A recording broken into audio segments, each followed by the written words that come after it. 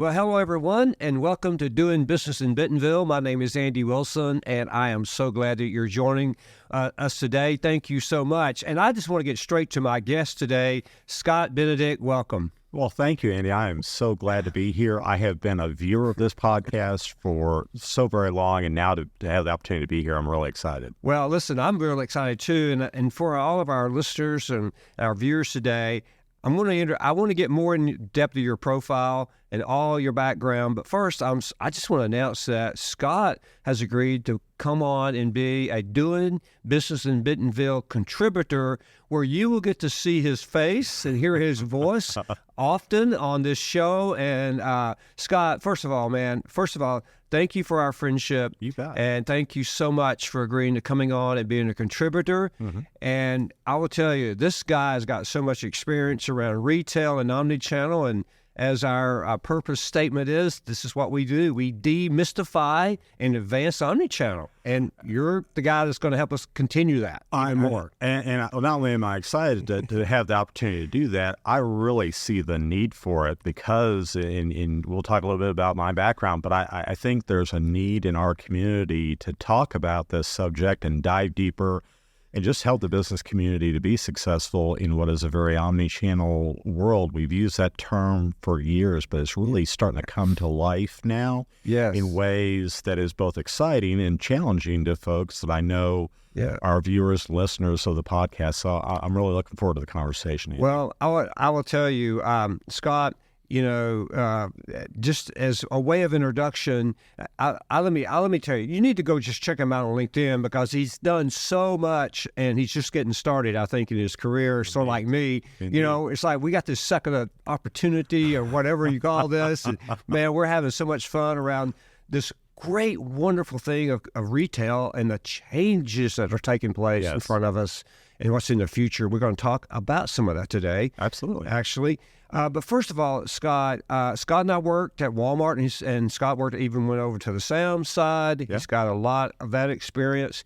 But you're also a partner with McMillan Doolittle, which is a great company. Yes. Yeah, I'll tell you. And it's interesting because in a number of cases throughout my career, I've been friends with an organization before I go to work there. And McMillan Doolittle is an example of that, where I've known the team there for a number of years, have collaborated with them, and then the opportunity came up to actually work alongside them. And they actually, they're Chicago-based. I'm a child of Chicago, so we have that in common as well. But what I find really compelling about them is that their clients are both brands and retailers, not only here in North America, but they're part of a larger network that serves the retail community around the world. And so it's an exciting opportunity to kind of collaborate with the team to help brands and retailers to be successful in, to your point, is a rapidly changing industry and a rapidly changing business. Right, it is.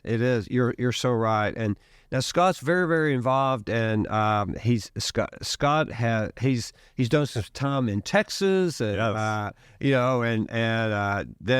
then you've worked with other organizations. Again, you just got to check out his profile. It's so exciting in depth, and you've been a professor, adjunct professor. Yes. I mean, you've taught, you've been in retail, you've worked everywhere. Yeah. And, but I just got to tell you, though, one of the things I'm so excited about, and actually it happened today, that Scott today has been really, I think, honored to be part of Rethink Retail, and you are recognized as today as a retail expert for 2024. Yes. Okay, what does that mean, man? I'm sitting across from a retail expert. Well, first of all, it's only taking several decades to become an overnight sensation. So there is that. But no, we think retail is an organization that's deeply involved in our industry and is kind of a great kind of collecting point of knowledge and thought leadership. And every year they look across the retail spectrum and look for folks in various parts of the industry. And if folks take a look at their website, you'll see that whether you're in consulting, whether you are a retailer yourself, if you are in supply chain or marketing or whatever aspect of retailing you might be involved, they really look to cultivate experts. And then there's such a wonderful community of the folks that are part of that designation, to where the exchange of ideas and the networking, the opportunity to talk about this industry that we love is just so wonderful. So I'm so thrilled and honored and humbled to be part of that group, I have to say. That's got to be honored. That's got to be humbling for you. It is. It's exciting. And you're going to be spending time with them and coming up at an event in New York, I believe. Yes, is that right? Retail Federation, the big show every year, is, like the name implies, a pretty big event. Yeah. That takes place in New York, and we're excited to have a get-together at that big industry event. So I'm really looking forward to that.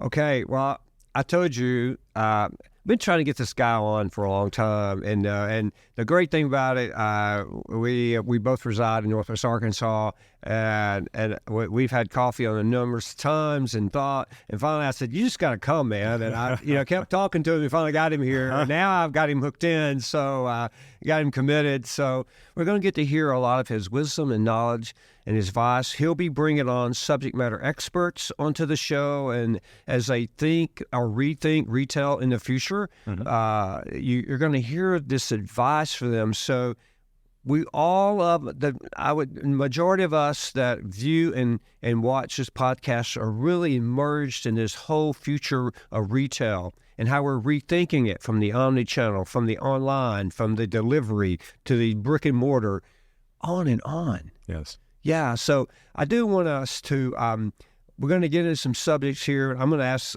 Scott some questions because I really want you to hear his thoughts, some thought process around if we could do a quick glance back at 2023, but then I want you to hear some of his thoughts around 2024, and then I know he's got some ideas of some guests coming up.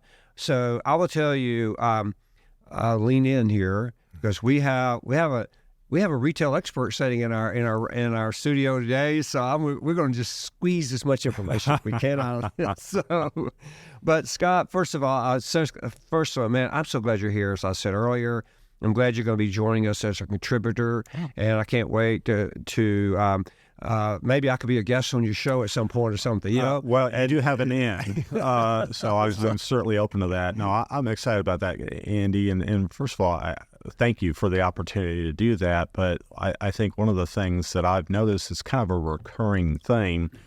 One of the things that attracted me to retailing is its dynamic nature. It is always exciting. It's changing. I used to tell my students at Texas A&M, it's never boring. That's part of what I love about it in career, and that's never been more true than it is right now, particularly the way that the industry has evolved and the consumer has evolved in the post-pandemic world. And what I love about the opportunity that you all have given me to kind of talk about this subject is the fact that, I used to field a lot of questions, including when I was in academia, about which part of retailing is going to win out, the digital side or physical stores. And the recurring theme in my answers was, why does one of them have to win out? It's really the two things work together to serve a consumer. So it's not an or, it's an and. And prior to the pandemic, people would kind of politely nod their heads and say, well, yeah, Scott, sure. After the pandemic, and part of the outcome from the pandemic is it forced people to try online shopping because they had to. And then as the pandemic waned and people had the choice, the weaving of the two together in terms of how people shop and what their path to a purchase is has really started to come to life the way that some of us thought it would 10 years ago, and what we thought it might take another 10 years to happen. Right. No, it's really unfolded here in the last few years. You're so right. And, the pandemic is a date, isn't it? It really is a date now. And it's an inflection point. It really is. Yeah. And, you got the pre and you have the post-pandemic. Yeah. And I think, so let's go back for a moment. Let's just review and I get your thoughts around 2023. Then we'll talk about the future a bit, and which we both said we're very excited about what's going on in retail. So as we look back, just glance back for a moment, what are some of your thoughts about 23 and from a retail, customer process? Yeah, I think one of the first things that occurs to me when I get asked a question like that is we started to experience what I would call the new normal of retail. In other words, pandemic transpires. There's a huge shift towards online shopping out of necessity. And out of safety, that then as vaccines were available and people were able to get back out into the stores, then there was kind of a shift back into physical stores, and now it's kind of settled in. 23, I think, will go down as the year. 2023, as things started to normalize in how the relationship between the consumer and brands in terms of their use of digital and physical stores to research a purchase and then ultimately to make a purchase. It started to normalize into what I think it will be over the course of the future. So I think that's the first thing. Obviously, the second thing is the role technology is playing, and artificial intelligence and other aspects of technology in making the retail experience better, more efficient, and that we could have a whole podcast about that. In fact, I'm going to try to here in the future. But the technology piece, I think, is too. But I think also there's now a new generation, Gen Y and Gen Z, that are becoming adults, coming into the new peak spending years. And what's interesting about them as a generation is they don't recall a time like you and I do before websites, mobile apps, smartphones, in digital retail. So this consumer that's now coming into their own, getting out of college and starting their lives, this is now a different generation than a generation like ours that had to transition into digital retail. They grew up in it. Good point. Yeah. Right? So, you think about, as we look at 23 for a moment too, one of the things, there's been many reports released around how much online shopping, 200 billion. I've heard those numbers, above that, even excess of that. Now, and so if you think about, again, retail, the Black Fridays and all of that crazy stuff there. And the retailers have really backed out of that, which I think is smart. I think it's a good move on retail to do that, because we really don't need to wait to Black Friday. We now have it all week or 7 days or whatever. Or even earlier in the month of November, quite frankly.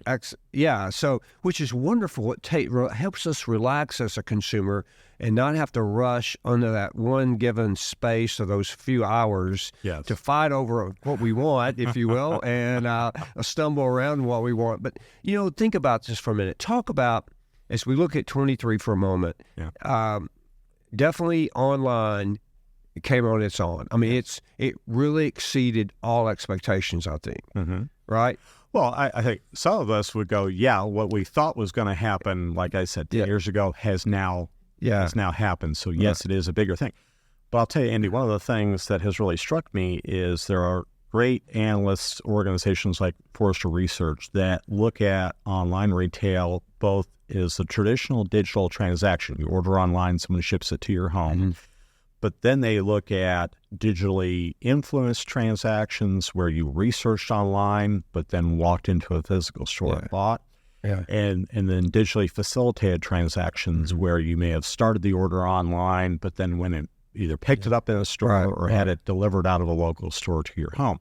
When you add all those different slices of digital's influence on retail, Forrester will tell you that's 50% plus of U.S. retail revenues. My point in that is that digital's impact exceeds just what we think of as a digital transaction where you order it online and the UPS guy brings it to your house.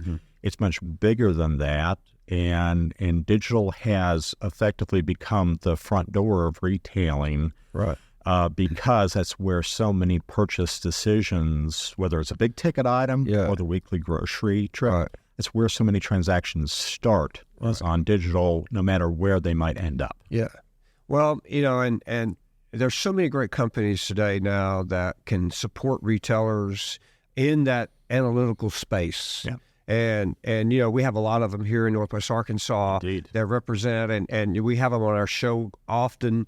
And as they talk about how there are, the technology now that a retailer has is unbelievable. Indeed. And there's really no excuse not to understand your customer and understand the habits, because if you're in that space, you need to be great at that, of what you're talking about, and tracking that customer. So as we looked at 24 a moment, 2024, which we're now in, and let's just talk food for a moment. Sure. Okay.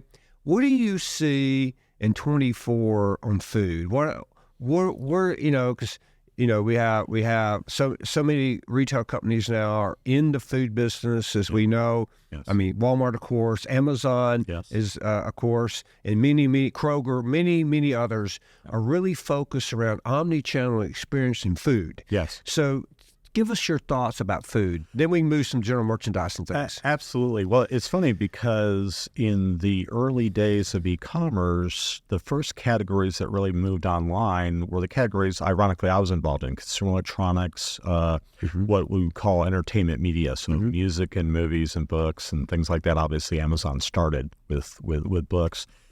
And at the time, the general view was, a category like food would never be purchased online, because, particularly in the area of fresh, people want to see and choose their own products. Correct. But even the more shelf-stable product, the more packaged grocery, they wanted to get it when they needed it. And at the time, you had to ship it. Store pickup wasn't yet a phenomena. And so it's been interesting to see how grocery and the weekly grocery trip has gone from it'll never become an e-commerce component to it's really the fastest growing and the leading e-commerce component. And so it is truly evolved at the speed of light, driven by the consumer. The consumer has really driven that. They love the convenience, and as I was talking about earlier, the pandemic kind of offered a bit of an assist because it became necessary to buy that. I think the interesting thing is that a lot of retailers and a lot of brands really stepped up during the pandemic to enable shoppers to get what they needed for that every week grocery trip. Now there's a desire to make that more efficient and more effective and improve the quality. And that stems from everything from the technology to the training of the store associates on if they are picking a fresh item for the consumer, that they know how to pick the right way. And a lot of retailers, H-E-B in Texas comes to mind, have invested in the training of their store associates, not just how to pick orders, but how to pick a product that normally a consumer would only want to pick for themselves. And that's been one of the interesting ways which digital has evolved that industry.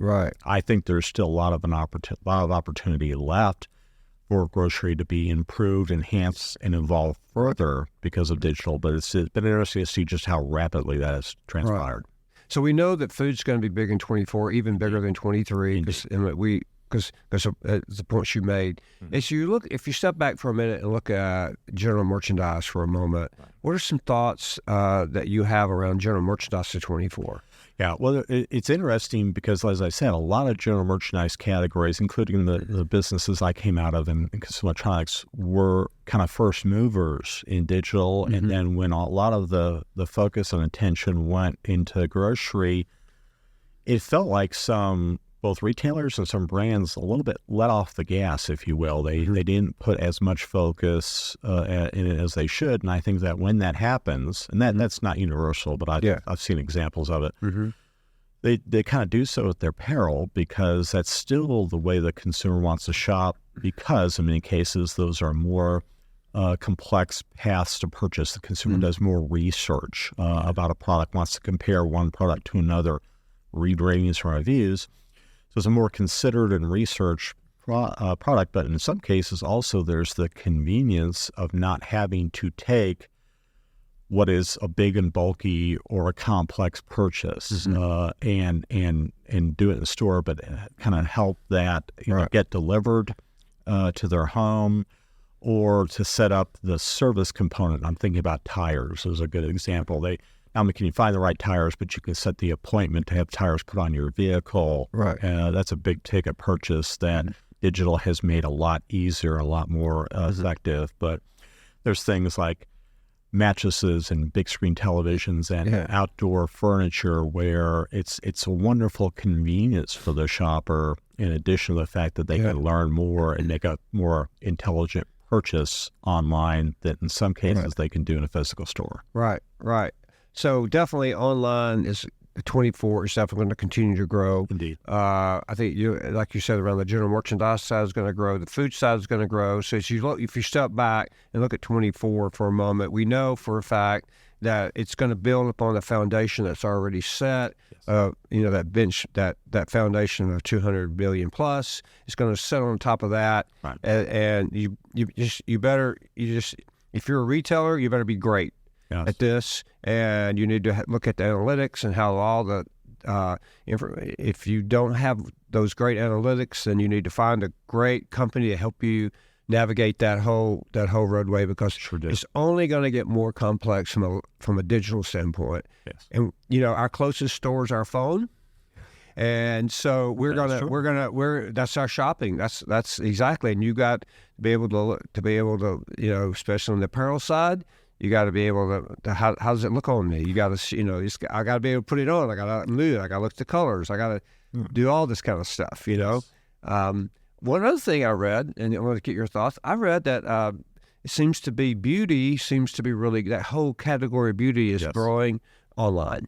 It is. And brick and mortar. Yeah, both. Well, it is. And I think with one of the things that's interesting about that was also a category that was a bit of a late bloomer. It wasn't very popular online in the early days of digital retail, but it most certainly is now. One of the neat things about it is that it is a very SKU-intensive category. In other words, if you think about whether it's cosmetics or fragrances, there's a lot of different choices a consumer can make. And in many cases, the challenge is to find the shade, the color, the brand, the item that appeals to them as an individual. And men and women come in different sizes, colors, nationalities, ethnicities, and finding the right product for you in a store is sometimes hard. It's made easier online. That's part of what's driven that growth. And then really smart retailers have used technology to enable people to try things on, or to try different, imagine what they would look like through some of the neat technologies out there with a given shade or different color of cosmetics, or to try different things. And that's helped that industry grow online, because it makes finding the individual product or the types of products, or even just research those products, made it a lot easier. Right. So. As we glance back at 23, I do have a question, though. Sure. As we glance back again at 23, we know that what we call off-price retailers have in 23 did wonderful based on the economy, based on the inflations that we all seen in 23, and a lot of that's still with us, no doubt. But we know, companies like Walmart, Dollar General, TJ Maxx, many others have. 23 is a great year for them. Yes. No question about it. And wonderful. We're proud of that. As we look to 24, of course, a lot of this is driven by the economy outlooks, we know. But as you look at 24 and think about what we call just off-price Off-price retailers. Yeah, off-price retailers. Right. What's your thoughts on off-price retailers as they move into? We know that Dollar General is having some struggles. Yeah. We know that. We've read that. It's public news. They've making some changes. Yeah. And they're everywhere now. And I even seen a picture the other day with one on the moon, and it could happen. But anyway, so as you look at Dollar General, the dollar stores that we call the dollar stores generally, you look at the off-price, the TJ Maxx and Kohl's and others. You look at the Walmarts of the world. So 24, what do you think about that group? Well, I think they'll still have an opportunity to be successful, but how they accomplish it may be different from one to the other. And here's what I mean by that. Obviously, being here in Northwest Arkansas, we've had a front row seat to how Walmart has done that, and offering incredible value on products that are mainstays of life and making them available both online and in physical stores has been part of what Walmart has made Walmart successful. But then when you look at Dollar General, one of the things that they are so well known for is the fact that they have stores in communities that if they weren't there, those communities would be underserved, a lot of rural communities. Right. And that sort of thing. Where their struggles have been in more operational areas, but they play a valuable role in the ecosystem of retail and the consumers that they serve that aren't always served by others. So you almost want to root for them. I certainly do as a student of retailing to hope that they'll get through those issues and be successful because they play a role. Right. The off-price retailers, the TJ Maxx and the Ross and the Burlingtons, they also play an important role because they offer an outlet for products that maybe didn't sell in traditional retail. So the brands are helped by having an outlet, and obviously the consumers are helped by they offer tremendous value. What's interesting about them is their success has been almost exclusively in stores and very little online. So they're kind of very opposite of someone like Walmart, whose success is the combination of digital and physical together. The off-price retailers have openly said, we're putting less emphasis online and more in stores. And some of that, I think, stems from the fact that their assortment changes out so often. It's not the same products all the time. And so they found it more difficult to execute online than Walmart does or than even the Dollar General does. So how they accomplish that success is different, but the connecting tissue is value in an inflationary environment. And that's part of what has made all three of those very, very successful segments of retail. I think that's a great observation. All those things you put together, I think that's a great observation of retail. Again, as we look to 24, we know technology, as we've already talked, is going to play a key role with the consumer. Yes. And we know that's critical. I think, the retailers you've just got to know your customer and your consumer. You've got to communicate so effectively with them. You've got to have such great follow up with that consumer. Yes. And follow through with that consumer. It's got to be simple. It's got to be easy. It's got to be accurate. And we've read and a lot of returns or some changes have been made in returns. So as a consumer, we got to watch out for that. You got to learn that. There could be some changes on the way in 24. We've read that. Yes. So, again, I think it's going to be a great year in 24. Yes. I think it's going to be a bit different than 23, and a lot of it's going to be driven by the economy, I think, as you have said. And then I think as a consumer, you really have to pick your brands through the relationship and the trust and communication and how well they get to know you. And if I was a retailer today, I got to get to know my consumers, I said. Yeah, and that's, Andy, that's one of the recurring themes that, the fact that being successful in retail, whether you're a brand or a retailer, the customer is the epicenter of how to be successful. But what's interesting is how you accomplish that is changing. How you interact with the consumer is different. But the fact that you need to, that part never seems to change about retail. And to your point, how you accomplish that is part of what's evolving and changing for those of us in the business as we try to serve the consumer more effectively. Yeah. Okay, let's switch gears. Sure. Let's talk about you again in your upcoming show. Okay. Let's talk about that. As we already said today, that you're going to see Scott on Doing Business in Bentonville. As I mentioned, he's going to be a contributor. But talk about your show for a moment, okay? Right. And the name of your show, only you announce that, and then some of the things, sort of where you're going to go with that. So tell our viewers about your show. Sure. So we've come up with a name of the Digital Front Door as the name of the show, and you've heard me reference that earlier.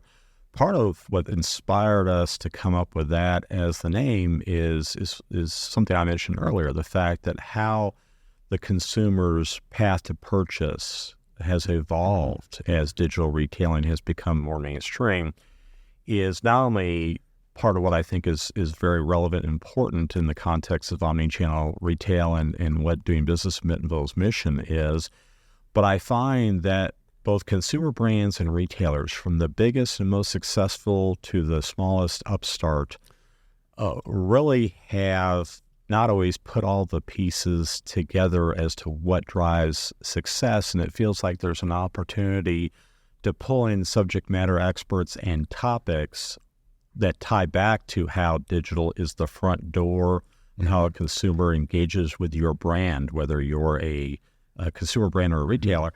That feels like it really garners more conversation, more insight, and some best practices and some great learnings. And it feels like we can be a very useful, powerful tool for our community to pull in the subject matter experts and to dive deeper on some of those subjects that I know from my experience, both as a consultant and as an educator and as a retailer. Yeah. There's not the depth of knowledge or expertise. And in fact, one of the things is that it feels like that a lot of folks either grew up in digital or grew up in legacy traditional physical retail, and the cross-pollinization, the knowledge base is not always there. And so hopefully we can fill in some gaps and share some ideas and best practices through that. The program, I'm hopeful, will be really useful to our community and to your viewers and listeners. So. Well, I'm excited about the retail media front door. I'm excited about that. I love it. I think, what you do, I think what the name does for me, it is what you just said. It's a combination of both. Yeah. You got to walk through the front door. Either it's physically or it's on that phone or your device, and that's your store. Yes. But you're going to be talking about, to all of you that view and listen to this podcast, most of you are in the retail business, and you're providing information, knowledge, technology, et cetera, to these retailers. And so what Scott's going to do is have these subject matter experts on to talk about that subject and get even deeper into that and give us great guidance, great education, and all of that knowledge around this space. And I'm excited to learn and watch and listen to you. And Scott, again, I'm so happy that you're here. I appreciate our relationship and the trust that we have with each other, and that I know you're just going to do great. And thank you so much again for coming on. Oh, my pleasure. I'm excited to do it. Think there's both a need that we can help solve, and it's just a lot of fun to talk about these things and where our industry is going. Because like I said, it's always changing, it's always dynamic, and it's never dull. And I think we can have a lot of fun and share a lot of great learnings as well. Well, thank you. And, I really, again, I want to congratulate you on your selection around Rethink Retail. That's wonderful that they've recognized you in that space. And I tell you what, I would love for you to do. I'd love you to come back from your conference you're going to in New York around this Rethink Retail and share what your learnings with our viewers and listeners in the next few weeks. Would you do that? I absolutely will. Good. I love it. And then I may sit over there somewhere and just listen to you. But let's do that. But Scott Benedict, again, thank you so much. I'm looking forward to the future. And again, for our viewers, thank you so much for joining us today. You can always find us on your favorite streaming channel from Apple, YouTube, and our Spotify. Or go to our website. It's dbbnwa.com. All of our podcasts are there. Plus, you can get tons of articles around this retail space.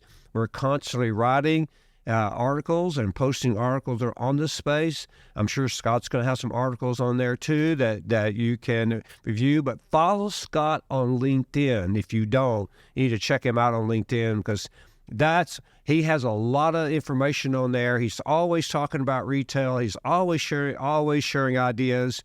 And again, Scott, thank you. And I look forward to our future together, my friend. As do I, Andy. Thanks a lot. Thank you, everyone, for joining us today. Have a wonderful day. Thank you.